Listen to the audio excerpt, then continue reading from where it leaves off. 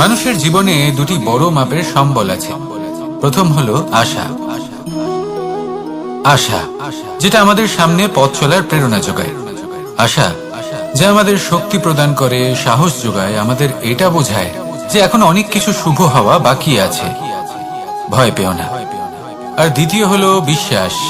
জীবনে যখনই আমরা কাউকে বিশ্বাস করি তখন একটা বিশেষ মাপের শক্তি অনুভব করি। কখনো কখনো এই আশা হতাশায় পরিবর্তিত হয়ে যায়, আর বিশ্বাস বিশ্বাসঘাতকতায় পরিবর্তিত হয়। তখন কি করা যায়? তখন কি আপনি এটা বলবেন যে আশা করা অনুচিত, বিশ্বাসের অস্তিত্ব নেই? না, এটা কখনোই অনুচিত নয়। আপনি যদি কাউকে বিশ্বাস করেন আর সেই বিশ্বাস যদি সেই ব্যক্তি ভঙ্গ করে, তাহলেও এটা আপনার দোষ, কারণ আপনি সিদ্ধান্ত নিয়েছিলেন যে আপনি সেই ব্যক্তির উপর বিশ্বাস করবেন। আপনার সিদ্ধান্তের দোষ ছিল, আপনার ভাগ্যে নয়। কিন্তু ধরুন এমন একটা পরিস্থিতি এলো, তখন কি করা উচিত? আশা করুন তাদের থেকে যারা আপনার থেকে বড়, আর বিশ্বাস করুন তাদের যারা আপনার সমতুল্য। আশা করতে হলে ঈশ্বরের কাছে করুন যে আমি জীবনে যা কিছুই করছি, যে কর্ম করছি, যাকে বিশ্বাস করছি, তারা আমার সাথে যেন কোনো অনুচিত না করেন। আমি শুধু এটাই আশা করব। আর বিশ্বাস অন্য কারোর উপর করার আগে নিজের উপর করুন, কারণ সত্যি বলতে আপনি নিজেকে কখনোই ঠকাবেন না, তাই না? আসুন আমার সাথে ভালোবেসে বলুন, রাধা রাধা। বেশিরভাগ মানুষ কথা বলে থাকেন যে সময় অত্যন্ত বলশালী, সময় হলো খুবই শক্তিশালী। সময়কে চোখে দেখা যায় না, কিন্তু আমাদের সমস্ত কিছু দেখিয়ে দিয়ে যায়। তাই এই সময়কে কিছুটা ভয় পাওয়া প্রয়োজন। চলুন, প্রত্যেকের ভাবনা আলাদা, প্রত্যেকের মানসিকতার পিছনে নিজস্ব অভিজ্ঞতা রয়েছে, তাকে আমি সম্মান করি। আর কোথাও না কোথাও এই কথাটা সত্যি। কিন্তু যে ব্যক্তি নিজের জীবনে বিকাশ ঘটাতে চান, তিনি যতই এই সময়কে ভয় পান না কেন, তাকে এই সময়কে বুঝতে চেষ্টা করতেই হবে। যদি আপনি সাফল্যের পথে অগ্রসর হতে চান, তাহলে এই সময়কে বুঝুন, এর কথা বোঝার চেষ্টা করুন। এটা খুব আবশ্যক। দেখুন, আমরা সবাই জানি সময় আমাদের কাল, একদিন না একদিন সময় আমাদের অবশ্যই গ্রাস করবে। ততদিন এই সময়কে সম্মান করতে শিখুন। এটা কতটা শক্তিশালী সেটা বুঝতে চেষ্টা করুন, আর সময়ের সাথে তালে তাল মিলিয়ে চলতে চেষ্টা করুন। সময় নিজে থেকেই শুভ হয়ে উঠবে। আসুন আমার সাথে ভালোবেসে বলুন, রাধা রাধা। জন্ম এবং মৃত্যু, এই দুই হলো মানুষের জীবনের সবথেকে গুরুত্বপূর্ণ দুই মুহূর্ত। মানুষ যখন জন্ম নেয় তখন তার কাছে এই সংসার জন্মগ্রহণ করে, এবং এই সংসারে যে জ্ঞান আছে, পুণ্য আছে, পাপ আছে, উচিত অনুচিত আছে, সেই সবকিছু সে জানতে পারে। এবার যেই মুহূর্তে তার মৃত্যু হয়, তার কাছে এই সবকিছুরই মৃত্যু হয়ে যায়। এবার মানুষের যখন জন্ম হয়, এই শুভ দিনের প্রসন্নতার কারণে মিষ্টি বিতরণ করা হয়, উপহার বিতরণ করা হয়, সবাই তা গ্রহণ করেন। এবার মানুষ যখন মৃত্যু লাভ করেন, তখনও শ্রাদ্ধের কাজের সময়ও নানান মিষ্টি বিতরণ করা হয়, সবাই সেটাও গ্রহণ করেন। এবার এই মিষ্টি দ্বারা আমরা জীবনে মিষ্টি মুখ করি, কিন্তু আমাদের জীবনের সবথেকে গুরুত্বপূর্ণ এই মুহূর্ত, এই দুই দিনেই আমরা এটা গ্রহণ করতে পারি না। কখন গ্রহণ করতে পারি? যখন উচিত সময় আসে। আর উচিত সময় কখন আসে? জন্মদিন এবং মৃত্যুদিন, এই দুইয়ের মাঝের মুহূর্ত, জীবনকাল। এই জীবনকালেই আপনি মিষ্টি খেতে পারেন, সুস্বাদু ব্যঞ্জন খেতে পারেন, শ্রেষ্ঠ কর্ম করতে পারেন, পুণ্য করতে পারেন, এই সংসারকে প্রেরিত করতে পারেন। তাই এই জীবনকালকে ব্যর্থ হতে দেবেন না। এই সময় অত্যন্ত শ্রেষ্ঠ কর্ম করুন, মহান হয়ে উঠুন, আর আমার সাথে ভালোবেসে বলুন, রাধা রাধা। প্রেম অত্যন্ত পবিত্র অনুভূতি, শুদ্ধ অনুভূতি। কোনো অশুভ মানুষের হৃদয় পরিবর্তন করার ক্ষমতা রাখে, তাদের মনেও করুণা জাগ্রত করার ক্ষমতা রাখে। কিন্তু কিছু মানুষ এমন আছেন, কিছু পরিস্থিতি, কিছু মুহূর্ত এমন আসে যখন প্রেমে শান্ত থাকা যায় না। ভালোবেসে কিছু বোঝানোর জন্য আমি যুদ্ধ থেকে পালিয়েছিলাম, আমাকে যুদ্ধবিমুখ বলা হয়েছিল। কিন্তু তখনও যখন জরাসন্ধ বুঝতে পারল না, তখন ওকে দুটুকরো করে সমাপ্ত করতে হলো। প্রেমপূর্বক মৈত্রীর প্রস্তাব নিয়ে আমি হস্তিনাপুরে গেছিলাম, কিন্তু যখন দুর্যোধনের অশুভ বুদ্ধি এটা বুঝতে পারল না, তখন আমাকে মহাভারত রচনা করতে হলো। ভালোবেসে এই সংসারের জন্য আমি বাঁশি বাজাই, কিন্তু এমন কিছু মানুষ আছেন যারা প্রেমের ভাষা বুঝতে পারেন না। তাদের হাত থেকে এই সংসারে যে ভালোবাসা আছে তাকে রক্ষা করার জন্য আমাকে হাতে সুদর্শন চক্র তুলে নিতে হলো।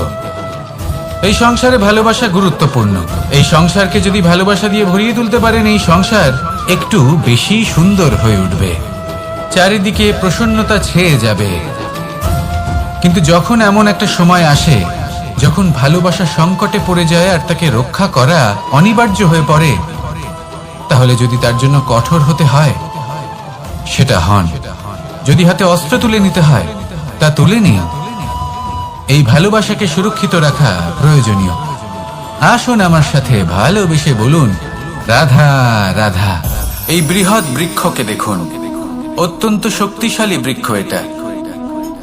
এটা সবারই প্রিয়, তা সে ছোট হোক বা বড়, বৃদ্ধ হোক বা জোয়ান, সবাই ভালোবাসে এই বৃক্ষকে।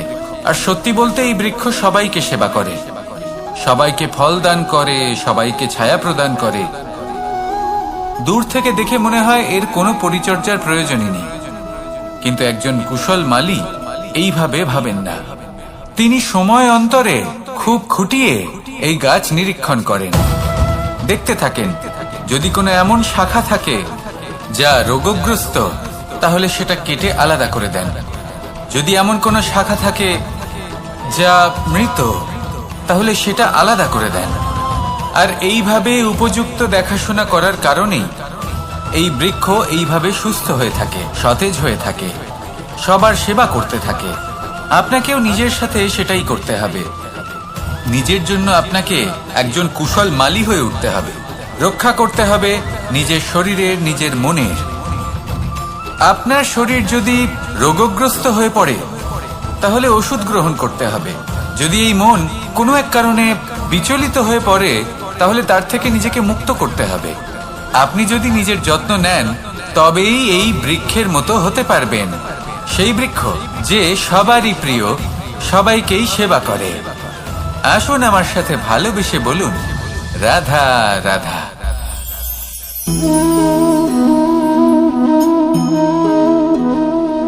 ভোজনের দ্বারাই শরীর পুষ্টি লাভ করে।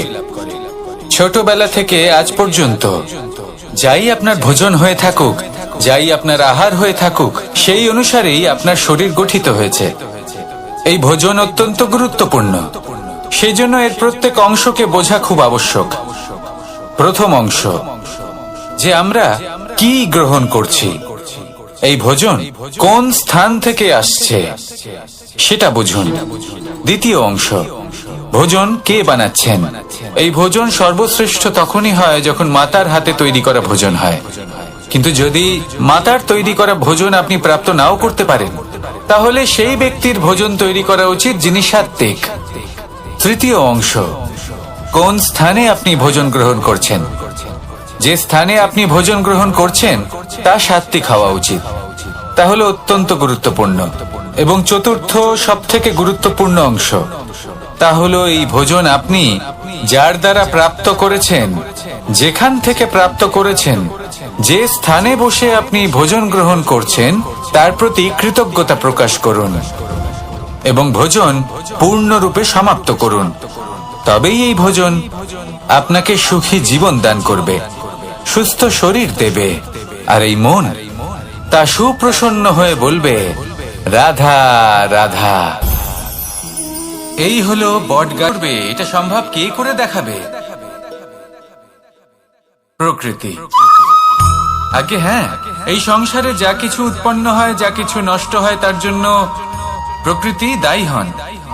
এই প্রকৃতির কারণেই তো রৌদ্র আসে, প্রকৃতির কারণেই বৃষ্টি হয়, জল পাওয়া যায়।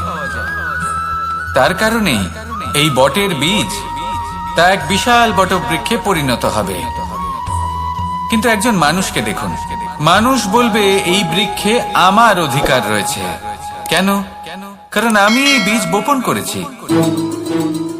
এবার সমস্ত কাজ প্রকৃতি করবে আর সমস্ত শ্রেয় মানুষ নিয়ে যাবে। এটা কি উচিত? কখনোই নয়। এবারের উত্তর প্রকৃতিতেই লুকোনো আছে। কখনো কোনো পাখিও এই বীজ রোপণ করে, সেখানে বৃক্ষ উৎপন্ন হয়, তাতে ফল আসে, সেই পাখি সেই ফল খায়, কিন্তু সেখানকার বাকি পাখি এবং প্রাণীদের সেই ফল খেতে বারণ করে না। সেই বৃক্ষের উপর নিজের অধিকার প্রমাণ করতে চেষ্টা করে না, সবার মধ্যে ভাগ করে দেয়। আর এটাই আমাদেরও করা উচিত। যা প্রকৃতি থেকে আসছে তা আবার প্রকৃতিতেই ফিরে যেতে দিন। এটা অত্যন্ত প্রয়োজনীয়। পাখিদের মতো হতে চেষ্টা করুন, তবেই আপনার এই মন আকাশে উড়তে থাকবে আর সুপ্রসন্ন হয়ে বলবে, রাধা রাধা। কোকিলের ডাক শুনে আমার মন প্রফুল্ল হয়ে ওঠে। কোকিল হলো আমার অত্যন্ত প্রিয়। এরকমই আরো একটা পাখি আছে, কাক। একদিকে কাক, অন্যদিকে কোকিল। এদের মধ্যে বেশি পার্থক্য নেই, কিন্তু কোকিলের কণ্ঠ শুনে সবার মন প্রফুল্ল হয়ে ওঠে। কোকিল যখন সামনে আসে তখন মন শান্ত হয়ে যায়। যখন কাক সামনে আসে তখন মানুষ দূরে পালিয়ে যায়। এমন কেন হয়? কারণ হলো বাণী। কোকিলের বাণী অত্যন্ত মিষ্টি, অত্যন্ত মধুর। সেখানেই কাকের বাণী অত্যন্ত কর্কশ শোনায়, আর কর্কশ বাণী শোনা কেউ পছন্দ করেন না। আপনি নিজেকে জিজ্ঞেস করুন, কোনো ব্যক্তি আপনার সাথে কথা বললে তার বাণী মধুর হলে আপনার ভালো লাগে, আর যদি কর্কশ হয় তার থেকে দূরে চলে যেতে ইচ্ছে করে। তাই নিজের বাণীও এইভাবেই মধুর রাখুন, মিষ্টি রাখুন। এ আমারও খুব প্রিয়। আর এটা তখন হয় যখন মনে প্রেম থাকে। মনের মধ্যে প্রেম জাগ্রত করুন, বাণী নিজে থেকেই মধুর হয়ে যাবে। আর কৃষ্ণ নিজে থেকে আপনার কাছে আসবে আর আপনার সাথে বলবে, কি রাধা রাধা। এটা হলো ধান গাছ। এর থেকে যে চাল উৎপন্ন হয় তা মানুষ গ্রহণ করেন। আর এটা কি? এ হলো জংলি ঘাস। একবার ভেবে দেখুন, যদি এই জংলি ঘাস ধান গাছের আশেপাশে থাকে তাহলে কি হবে? ধান উৎপন্ন হতে পারবে? তা উৎকৃষ্ট হতে পারবে? আমরা কি তা গ্রহণ করতে পারবো? কখনোই নয়। এই জংলি ঘাস ধানকে নষ্ট করে দেবে, কিন্তু নিজে জীবিত থাকবে। এটাই হলো আজকের শিক্ষা। এই সংসারে যদি আপনি নীতির পথে চলতে চান, উচিত কর্ম করতে চান, সংসারকে সেবা করতে চান, তাহলে জংলি ঘাসের মতো ব্যক্তিদের থেকে সবসময় দূরে থাকতে হবে। সেই ব্যক্তি যারা দুর্নীতি এবং মিথ্যা দ্বারা পরিপূর্ণ, যাদের ব্যবহার অশুভ, যাদের অনেক অশুভ গুণ রয়েছে, তারা সঠিক নয়। সেই সকল ব্যক্তি যাদের চরিত্র অত্যন্ত দুষ্ট হয়, তারা হয় শুভ চরিত্রের ব্যক্তিকে একদম নষ্ট করে দেয়, নয় নিজের মতো বানিয়ে তোলে। তাই যদি আপনি নীতির পথে চলতে চান, এই সংসারের জন্য শুভ কর্ম করতে চান, তাহলে সেই সঙ্গ লাভ করুন যে সঙ্গ জ্ঞানে পরিপূর্ণ, যাদের মধ্যে অনেক গুণ আছে, যাদের থেকে প্রতিদিন কিছু শিখতে পারবেন। এমন ব্যক্তির সাথে জীবন অতিবাহিত করুন। দুরাচারীদের থেকে দূরে থাকুন। তবেই এই মন প্রসন্ন হয়ে বলবে, রাধা রাধা। প্রত্যেক প্রাণী ভালোভাবে জীবন যাপন করতে চান, এটা তাদের স্বভাবে আছে এবং ভাবাটা অনুচিত নয়। কিন্তু একটা ভালো জীবনের গুরুত্বপূর্ণ অংশ কোনটা? বসবাসের স্থান। সেই স্থান যেখানে আমরা জীবন অতিবাহিত করি। এবার মানুষ ভাবতে পারেন যে একটা ভালো বাসস্থানের অর্থ কি? সেই স্থান যেখানে সহজে জল পাওয়া যায়, যেখানে শুদ্ধ বায়ু পাওয়া যায়, যেখানে আনাজ উৎপন্ন হয়। এটা জীবনযাপনের জন্য পর্যাপ্ত বটে, কিন্তু ভালো জীবন যাপনের জন্য আরো একটা কথা আপনাকে বুঝতে হবে। সাধু, জ্ঞানী, পণ্ডিত ব্যক্তি, এই সকল মহাপুরুষ, এনাদের যে বাসস্থান তা অত্যন্ত বিশেষ হয়। এখানে এক ধরনের বিশেষ ইতিবাচক শক্তি থাকে। এমন একটা স্থান যেখানে দেবতারাও বিচরণ করেন। জীবন আমরা সবাই যাপন করি, কিন্তু জীবনের উদ্দেশ্য শুধুমাত্র জীবন যাপন করা নয়। জীবনের উদ্দেশ্য হলো মুক্তি লাভ করে। আর এই সকল সাধু, জ্ঞানী, পণ্ডিত ব্যক্তি, এই সকল মহাপুরুষ আপনাকে মুক্তির পথে নিয়ে যেতে পারেন, কারণ এরা হলেন সেই মহাপুরুষ যারা নিজেদের অন্তরের বিকার, অহংকার, ক্রোধ, বিদ্বেষ এই সকল দোষগুলিকে ত্যাগ করেছেন, এদের উপর বিজয় লাভ করেছেন। এমনই একজন ব্যক্তি আপনাকে মুক্তির পথে নিয়ে যেতে পারে। প্রয়োজন হলো শুধুই এনাদের চিনতে পারা, এদের কথা বুঝতে পারা এবং এদের দেখানো পথে চলা। যদি আপনি এটা করতে পারেন, তাহলে এই মন প্রফুল্ল হয়ে বলবে, রাধা রাধা। আমরা যখনই কোনো গাছের চারা রোপণ করি, তখন সবার আগে পরীক্ষা করে দেখি যে যেখানে আমরা চারা রোপণ করতে চলেছি সেখানকার মাটি আদৌ উর্বর কিনা, সেই মাটি সেই চারাকে বাড়তে সাহায্য করবে কিনা। যখন একটা চারা রোপণের আগে আমরা এত কিছু ভাবতে পারি, তাহলে কাউকে বিশ্বাস করার আগে আমরা কেন ভাবি না? জীবনে কখনো এই বিশ্বাসরূপী চারা কোথাও রোপণ করার আগে বোঝার চেষ্টা করুন যে যার উপর আপনি বিশ্বাস করতে চলেছেন সে কি আদৌ আপনার বিশ্বাসের যোগ্য কি না। ভেবে দেখুন সেই ব্যক্তি ভবিষ্যতে গিয়ে আপনার বিশ্বাস ভাঙতে পারে কিনা। এটাও ভেবে দেখুন যে যাকে আপনি বিশ্বাস করতে চলেছেন তাকে আপনি বিশ্বাস করলে নিজের জীবনের উদ্দেশ্যে আপনি অগ্রসর হতে পারবেন কিনা। আর তার জন্য প্রয়োজন সঠিক সিদ্ধান্ত, পরখ করা, কোনটা উচিত কোনটা অনুচিত সেটা বোঝা। আর তাতে কিন্তু আপনি সন্দেহবাতিক হবেন না, তাতে আপনি আরো নিপুণ হয়ে উঠবেন। তাই যদি আপনি নিপুণ হয়ে উঠতে চান, তাহলে বোঝার চেষ্টা করুন, পরখ করে দেখুন, কোনটা উচিত কোনটা অনুচিত বুঝুন। আর বিশ্বাস তখনই করুন যখন আপনি 100% নিশ্চিত হবেন যে সে বিশ্বাসের যোগ্য। আসুন আমার সাথে ভালোবেসে বলুন, রাধা রাধা। প্রত্যেক মানুষ জীবনে সাফল্য কামনা করেন এবং তার জন্য নিরন্তর চেষ্টা করতে থাকেন, নানান ধরনের নীতি এবং পরিকল্পনা করেন। শুধু একটা বিষয় নিয়ে ভয়ভীত থাকেন, পরীক্ষার বিষয়। প্রত্যেক মানুষকে জীবনে পরীক্ষা দিতেই হয়, আর বিভিন্ন সময় পরীক্ষা দিতে হয়। এটাই হলো প্রকৃতির নিয়ম, আর সেটা আমরা বদলাতে পারবো না। এবার মানুষ ভাবে যে বারবার আমাকেই কেন পরখ করা হচ্ছে। তিনি ভীত হয়ে থাকেন, কারণ পরীক্ষার এই প্রক্রিয়া খুব একটা সহজ হয় না। এবার আমাকে একটা কথা বলুন, যদি আপনি সোনা বিক্রি করতে যান, তাহলে সেই সোনা যতই শুদ্ধ হোক না কেন, সামনে থাকা ব্যবসায়ী একবার অন্তত তাকে পরখ করে দেখে, তাই না?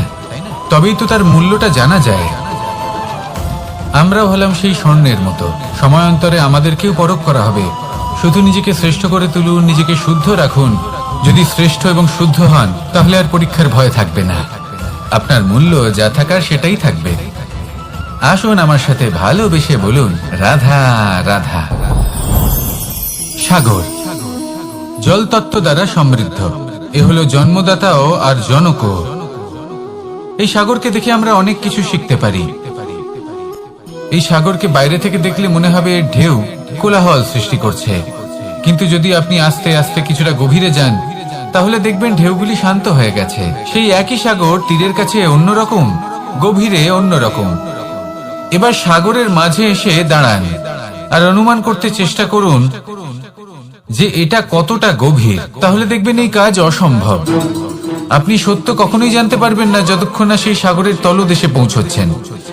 এবার এই সাগরের মতোই হয় মানুষ। মানুষকে আপনি দূর থেকে বুঝতে পারবেন না, আপনাকে কাছে যেতেই হবে। একই দিনে আপনি পূর্ণরূপে কোনো মানুষকে জানতে পারবেন না, তার সাথে সময় কাটাতে হবে। প্রত্যেক মানুষ হলো আলাদা, ঠিক সাগরের মতো, যার নিজের আকার আছে, নিজস্বতা রয়েছে, গভীরতাও আছে। সেটা বোঝার সময় দিন, নয়তো কখনো কোনো মানুষকে বুঝতেই পারবেন না। আসুন আমার সাথে ভালোবেসে বলুন, রাধা রাধা। আমাদের এই জীবন, তাতে এই যে সময় চক্র, তা 3টি ভাগে বিভক্ত। এক হলো অতীতকাল, ফেলে আসা অতীত, তারপরে আসে বর্তমান, এখনকার এই মুহূর্ত, আর তারপর আসে আগামীকাল অর্থাৎ ভবিষ্যৎ। এবার এখানে সবথেকে গুরুত্বপূর্ণ হলো অতীতকাল, ভবিষ্যৎকাল, ফেলে আসা অতীত এবং আগামী সময়। কেন? কারণ এই দুইয়ের উপর নির্ভর করছে যে আপনি বর্তমানে কি করতে চলেছেন। শুধু প্রয়োজন হলো সঠিক দৃষ্টিভঙ্গি। অতীতকালকে যদি আপনি একটি দৃষ্টিভঙ্গি থেকে দেখেন, তাহলে অতীতকালে আপনি দুঃখও দেখতে পাবেন, যন্ত্রণাও দেখতে পাবেন। অন্য কোনো দৃষ্টিভঙ্গি থেকে দেখলে আপনি অতীতকাল থেকে শিক্ষাও লাভ করবেন। এবার এই শিক্ষা অনুসারেই বর্তমানে কর্ম করা উচিত। এবং যদি ভবিষ্যতের কথা বলি, তাহলে বলবো ভবিষ্যতের কথা ভেবে আপনি আজ অবশ্যই চিন্তিত হতে পারেন। অন্য একটি দৃষ্টিভঙ্গি থেকে দেখলে এই ভবিষ্যতেই আপনি একটি লক্ষ্য, একটি উদ্দেশ্য দেখতে পাবেন যে আপনি কি করতে চান, কি লাভ করতে চান। এবার সেই অনুসারে বর্তমানে কর্ম করা উচিত, ভবিষ্যৎ এবং অতীতকাল অনুসারে। এভাবেই যদি জীবনে কর্ম করতে থাকেন, আপনার এই বর্তমানের দিনগুলো আপনি একটু নতুন ভাবে বাঁচতে পারবেন। এভাবেই যদি জীবনে এগোতে থাকেন, তাহলে আপনার জীবনে আনন্দের উদ্ভব হতে কেউ বাধা দিতে পারবে না। আসুন আমার সাথে ভালোবেসে বলুন, রাধা রাধা। সম্পর্ক হলো আমাদের জীবনের একটি আধার। কিছু সম্পর্ক এমন যা আমরা জন্মসূত্রে লাভ করি, যেমন পরিবার, মা, বাবা। কিছু সম্পর্ক আছে যা আমরা জীবনে অর্জন করে থাকি, তা সে প্রেমের হোক, স্নেহের হোক বা বন্ধুত্বের। এই সকল সম্পর্ক লাভ করার বা গড়ে তোলার 5টি ধাপ রয়েছে। প্রথম ধাপ, কোনো ব্যক্তির সাথে আলাপ হওয়া, তার সাথে কথা বলা বা তাকে দেখা। দ্বিতীয় ধাপ, সে ব্যক্তিকে আমাদের ভালো লাগা। তৃতীয় ধাপ, আমাদের এটা চাইতে শুরু করা যে জীবনে এই ব্যক্তি যেন আমাদের বন্ধু হন, আমাদের জীবনে থাকেন, বা আমাদের কাউকে ভালোবেসে ফেলা আর এটা আমাদের ভাবা বা চাওয়া যে সেই ব্যক্তি যেন আজীবন আমার সাথে থাকেন, আমার জীবনে আমার সাথী হয়ে। চতুর্থ ধাপ, লাভ করা। এবার এই ধাপটি অনেক মানুষের পক্ষেই খুবই সরল হয়, বড়ই সরল ভাবে নিজেদের সঙ্গীকে লাভ করে থাকেন। কিছু মানুষের জন্য এই ধাপ অত্যন্ত কঠিন হয়ে থাকে। অনেক প্রতিকূল পরিস্থিতির উপর জয়লাভ করে তারা সঙ্গীকে লাভ করেন, কিন্তু লাভ অবশ্যই করেন। এরপরে আসে পঞ্চম, অন্তিম এবং সব থেকে গুরুত্বপূর্ণ ধাপ। সেটা হলো সেই সম্পর্ক পালন করা। এটা হলো এমন এক বিষয় যা প্রত্যেক মানুষের শেখা উচিত। যদি ব্যক্তি নিজের জীবনে সম্পর্ক রক্ষা করতে শিখে যান, তবে প্রত্যেক সম্পর্ক তার জীবনকে স্বর্গ করে তুলবে। আসুন আর আমার সাথে ভালোবেসে বলুন, রাধা রাধা।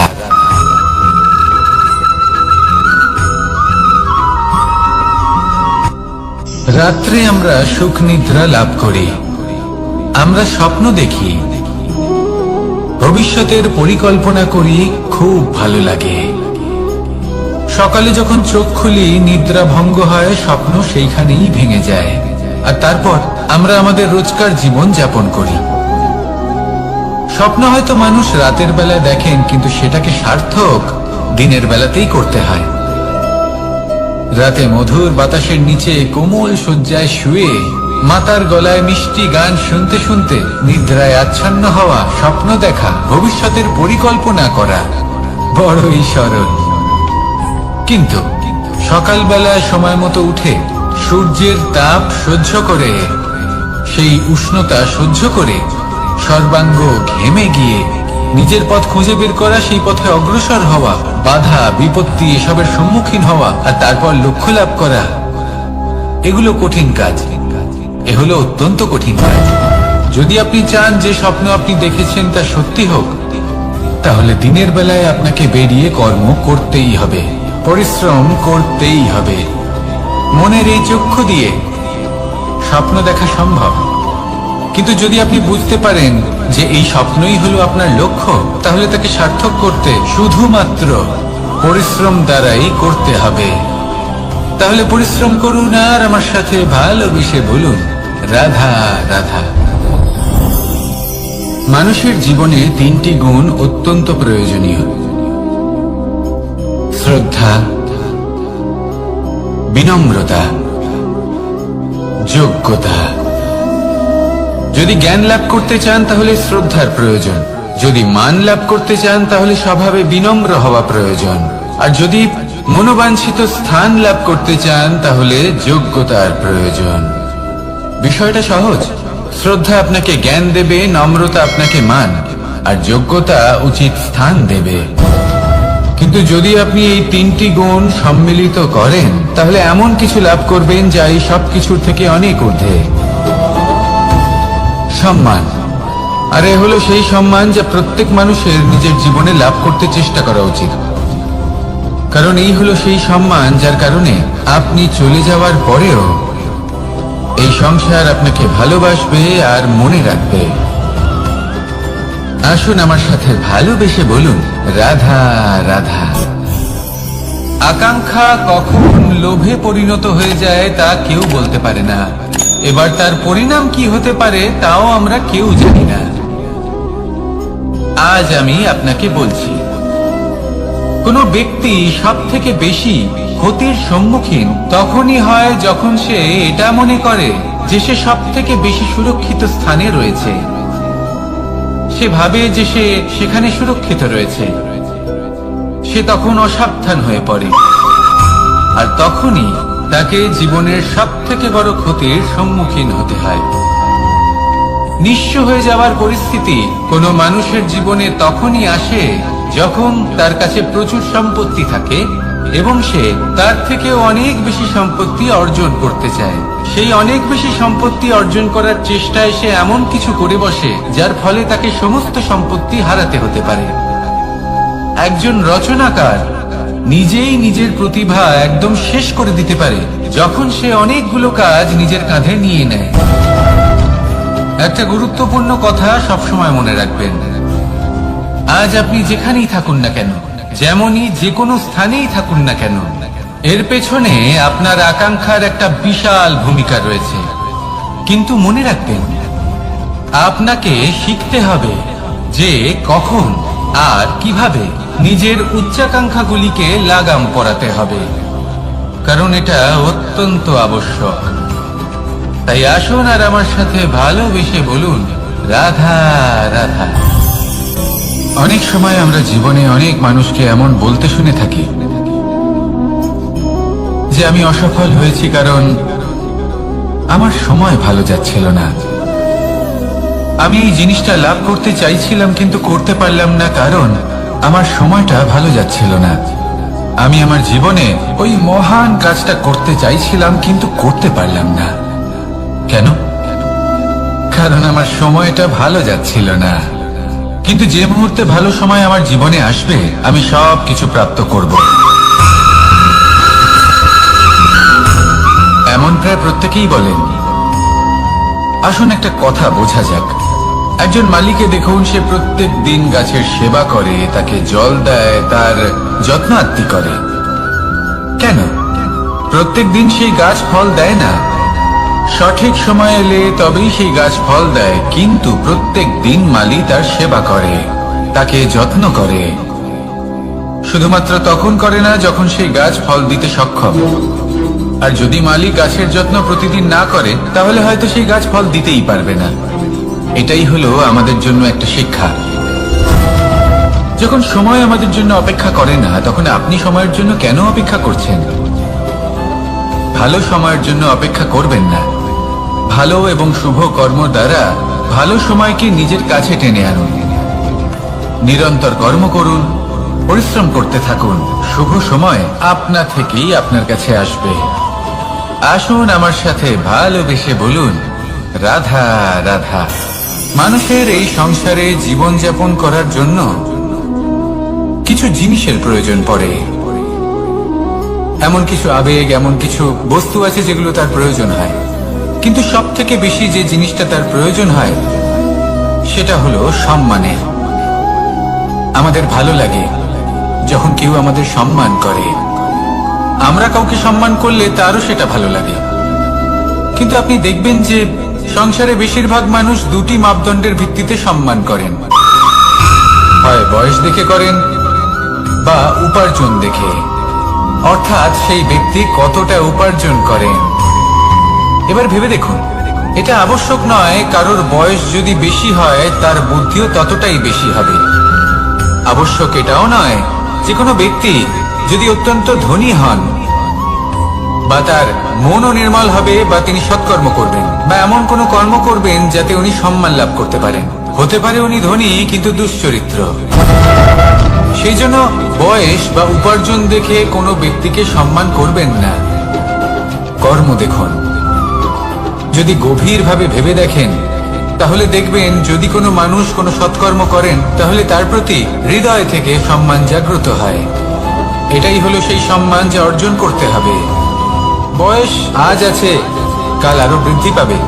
উপার্জন আজ আছে, কাল সেটা কমে যেতেও পারে। কিন্তু যদি আপনি নিরন্তর শুভকর্ম করতে থাকেন তাহলে আপনি মৃত্যুর পরেও অমর হয়ে থাকবেন। আসুন আমার সাথে ভালোবেসে বলুন, রাধা রাধা। পাপ এবং পুণ্য, এই দুই হলো সংসারের এমন দুই বিন্দু যাকে কেন্দ্র করে এই সংসারের চক্র ঘুরতে থাকে। আমরা যদি কোনো কর্ম বিচার করি, হয় পুণ্য নয় পাপের দৃষ্টিভঙ্গি দিয়ে, এটা হয় পুণ্য না হলে পাপ। কিন্তু এই পাপ এবং পুণ্য এই দুই নির্ভর করে প্রত্যেক মানুষের ওপর, তার চিন্তাধারা, তার পরিস্থিতির ওপর। ধরুন এমন একজন মানুষ যিনি অনেক দিন ধরে বনে পথ হারিয়েছেন, অনেক দিন হয়তো উনি কোনো খাবার খাননি। এবার এমন পরিস্থিতি চলে এসছে যে এবার যদি উনি খাবার না খান তাহলে হয়তো জীবিতই থাকবেন না। আর এমন অবস্থায় ওনার সামনে যদি কোনো প্রাণী আসে তাহলে তাকে শিকার করা, এটা কিন্তু তার কাছে পাপ নয়, এটা তো জীবিত থাকার একমাত্র উপায়। এটা তার কাছে পুণ্য সম। আর যদি আমি এমন একজন ব্যক্তির কথা বলি যিনি সরল, যিনি একটি সুখী, শান্ত, সুরক্ষিত জীবনযাপন করছেন, তার কাছে কিন্তু এটা পাপ। এইরকমই এই সংসারে ভিন্ন ভিন্ন পরিভাষা আছে পাপ এবং পুণ্যের। তার মধ্যে যদি আমি আপনাকে একটি সরল পরিভাষা দিই, সেটা হলো জীবনে যখনই কোনো কর্ম করবেন সেটা নিয়ে একটু ভেবে দেখুন যে এই যে কাজটা আমি করছি তার ফলে এই যে অন্য মানুষেরা আছেন এই সংসারে, তারা কি দুঃখ পাবেন? যদি তারা দুঃখ পান তাহলে সেটা পাপ। যদি আপনি এমন কোনো কর্ম করেন যার ফলে অন্যরা প্রসন্নতা লাভ করেন, তাদের মুখে হাসি ফুটে ওঠে, যদি তারা প্রেরিত হন, জীবনে সামনে এগোতে পারেন, তাদের বিকাশ হয়, তাহলে এটা হলো পুণ্য। তাই জীবনে সবসময় পুণ্য করতে থাকুন আর আমার সাথে ভালোবেসে বলুন, রাধা রাধা। বনস্পতি ফলনের জন্য আমাদের কিসের প্রয়োজন পড়ে? একটু ধরিত্রীর, একটু পরিশ্রমের, আর একটা বীজের। এবার যদি মানুষের কথা বলি তাহলে এখানে ধরিত্রী হলো মানুষের এই জীবন, যেখানে মানুষ নিজের ইচ্ছের ফল ফুল ফলন করতে চায়। পরিশ্রম হলো আমাদের কর্ম, আর বীজ হলো আমাদের নির্বাচন। আমাদের বেছে নিতে হবে যে আমরা কি বপন করব, আম নাকি ফণি মনসা। এর মধ্যে আমরা কি পেতে চাই? রসালো ফলের ফলন চাই নাকি কাঁটার ফলন চাই, তা আমাদের উপর নির্ভরশীল। কিন্তু একটা কথা ঠিক, লক্ষ্য যেমনই হোক না কেন, জীবন যেমনই হোক না কেন, যদি আপনি লক্ষ্যের দিকে এগোতে থাকেন তাহলে কর্মের সাথে খামখেয়ালি আচরণ করতে পারবেন না। যদি আপনি এমন করেন তাহলে এটা আপনাকে একটা অনুচিত লক্ষ্যে পৌঁছে দেবে, সেটা কিন্তু নিশ্চিত। সবসময় এটা মনে রাখবেন, কর্মের সাথে খামখেয়ালি হবেন অর্থাৎ কর্মফলও আপনার সাথে খামখেয়ালি হবে। তাহলে নিষ্ঠার সাথে কর্ম করতে থাকুন আর নিজের লক্ষ্যকে প্রাপ্ত করুন। আর আমার সাথে ভালোবেসে বলুন, রাধা রাধা। অগ্নি, চতুর্থ তত্ত্ব, সব থেকে বেশি গুরুত্বপূর্ণ কিন্তু তার থেকেও বেশি ভয়াবহ। কখনো অগ্নিকে নিয়ন্ত্রিত রূপে উনুনে জ্বলতে দেখেছেন? এই অগ্নি আমাদের খাবার বানাতে সাহায্য করে, যা আমাদের শক্তি প্রদান করে। কিন্তু এই অগ্নি যখন বিচলিত হয়ে, অনিয়ন্ত্রিত হয়ে কোন বনের আগুন হয়ে ওঠে, তখন মহা বিনাশ ঘটে যায়। আপনারই অন্তরের ঊর্জা হলো এই অগ্নি। এটা আপনার শক্তিও, আপনার ক্রোধ। একে ব্যবহার কিভাবে করবেন তা আপনারই হাতে। যদি কোনো ব্যক্তি নিজের অন্তরের এই ঊর্জাকে ব্যবহার করেন শক্তির রূপে, তাহলে সে বিকাশ ঘটাতে পারে, নির্মাণ ঘটাতে পারে। কিন্তু যদি কোনো ব্যক্তি তার অন্তরের ঊর্জাকে বিধ্বংসী অস্ত্র বানিয়ে ফেলেন, তাহলে নিশ্চিত রূপে মহা বিনাশ ঘটতে পারে, যাতে বিনাশ তারও অবশ্যই হবে। অনেক বছর পূর্বে এমনই এক আগুনের দ্বারা এই সুন্দর পৃথিবীর নির্মাণ হয়েছিল, আর অনেক বছর পূর্বে এমন এক আগুনেই সমস্ত জীব এবং সংসার বিলুপ্ত হয়ে গেছিল। এবার আপনি আপনার অন্তরের ঊর্জা দ্বারা বিনাশ ঘটাতে চান নাকি নির্মাণ ঘটাতে চান, সেই সিদ্ধান্ত আপনারই। আসুন আমার সাথে ভালোবেসে বলুন, রাধা রাধা। কখনো কখনো এমন হয় আমরা আমাদের বাড়ির উঠোনে বীজ বপন করি, আর তা বিকশিত হয় একটা সুন্দর বৃক্ষে। তার শাখাগুলি প্রতিবেশীর বাড়ি পর্যন্ত পৌঁছয়। ফলের বর্ষণ প্রতিবেশীর বাড়িতেও হয়ে থাকে, আর আমরা ভাবি গাছ আমরা উৎপন্ন করব আর ফল খাবেন আপনারা। এই কেমন কথা হলো? আপনাকে এই কথা বুঝতে হবে যে এসব হলো ভৌতিক বস্তু, সাংসারিক বস্তু। কখনো নিজের বাড়ির বাগানে ভালোবাসার গাছ বপন করে দেখুন, তার শাখাও প্রতিবেশীর বাড়ি পর্যন্ত পৌঁছবে, ফলের বর্ষণ সেখানেও হবে। কিন্তু সেই ফল চাইতে আপনাকে যেতে হবে না, সেই ফল দ্বিগুণ মাত্রায় আবার আপনার কাছেই ফিরে আসবে। তাই নিজের বাড়িতে আর নিজের মনে ভালোবাসার গাছ উৎপন্ন করুন। এই জীবন প্রসন্ন হয়ে বলবে, রাধা রাধা। অ দিয়ে অন্ত, আ দিয়ে আরম্ভ, এই দুইয়েরই রাশি সমান। যদি আপনি মন দিয়ে দেখেন তবে দেখবেন এদের সম্পর্ক খুবই নিবিড়। কিভাবে? যখন কোনো কিছু শুরু হয় এটা নিশ্চিত হয়ে যায় যে তা সমাপ্তও হবে। আরম্ভই যদি না হয় তা সমাপ্তও হবে না। যা আরম্ভ হয়েছে তার সমাপ্তি হলো অবশ্যম্ভাবী। এটাই হলো প্রকৃতির নিয়ম, একে এড়ানো যায় না। এবার এই কথা আমরা সকলে জানি। এবার মানুষ কি ভাবে যে সমাপ্তির পরে কি হতে পারে, এর উত্তর তাদের কাছে নেই। তাদের উচিত অন্য কোনো বিষয় ভাবা যা বেশি গুরুত্বপূর্ণ। এবার মানুষ এটা জানে না যে মৃত্যুর পরে কি হতে পারে, কিন্তু এই কথা অবশ্যই জানে যে জন্ম থেকে মৃত্যু পর্যন্ত এই সময়, যাকে আমরা জীবন বলে থাকি, এই সময় আমরা কর্ম করতে পারি। এই কথা তো আমরা জানি। তাহলে এমন কি কর্ম করা যেতে পারে যা আমাদের সমাপ্তির পরও আমাদের প্রাসঙ্গিক করে রাখতে পারে, এই বিষয়ে ভাবা উচিত। যে জন্মগ্রহণ করেছে তার মৃত্যু হবেই, এটা সাধারণ বিষয়। কিন্তু ইতিহাস আজও সেই সকল মানুষজনকে স্মরণ করেন যাদের এই সংসার তাদের মৃত্যু নয়, বরং তাদের জীবনকালে যে কর্ম তারা করেছেন তার দ্বারা মনে রাখেন। সেই কর্মের কারণে এই সংসারে তাদের নাম, তাদের কর্ম, তাদের ব্যক্তিত্ব, তাদের কীর্তি অমর হয়ে থাকে এবং থাকবে। আপনার কাছে এতটা সময় নেই যতটা আপনার মনে হচ্ছে আপনার কাছে আছে।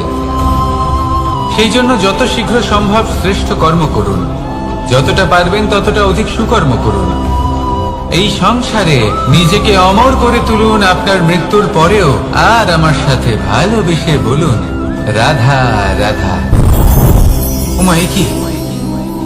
আমি কখন থেকে এখানে অপেক্ষা করছি, হাত পেতে দাঁড়িয়ে রয়েছি যাতে একটা ফল আমার হাতে এসে পড়ে এবং সেটা আমি খেতে পারি।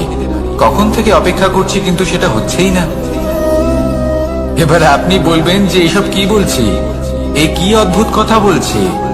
যদি ফল খেতে হয় তাহলে আমাকে বৃক্ষে চড়তে হবে, ফলের কাছে পৌঁছতে হবে, তবেই তো ফল পাবো। এবারে এটা অত্যন্ত সহজ ব্যাপার, কিন্তু এই বিষয়টা আপনি নিজের জীবনের প্রসঙ্গে ভেবে দেখুন। লক্ষ্য কোথায় আছে আপনি জানেন, সেই লক্ষ্যে পৌঁছানোর পথ কি সেটাও আপনি জানেন, সেই পথে চলার ক্ষমতাও আপনার রয়েছে, কিন্তু তাও আপনি নিজের লক্ষ্য লাভ করতে পারছেন না। কেন? কারণ আপনি অপেক্ষা করছেন যে লক্ষ্য আপনার সামনে চলে আসবে, কিন্তু তা হয় না। লক্ষ্য সে যাই হোক না কেন, ধন হোক, প্রেম হোক, কোনো সম্মান হোক বা মোক্ষ হোক, যদি আপনি তার দিকে অগ্রসর না হন তাহলে ফল প্রাপ্তি অসম্ভব ব্যাপার, তা কোনোদিনই হবে না। সেই জন্য আপনার চোখের সামনে আপনি যদি নিজের লক্ষ্যকে দেখতে পান, তাহলে উঠুন এবং সেই দিকে অগ্রসর হতে শুরু করুন। নিজের অন্তরের সকল অশুভ গুণ দূর করুন, অলসতা ত্যাগ করুন, অজ্ঞানতা ত্যাগ করে দিন এবং চলতে থাকুন।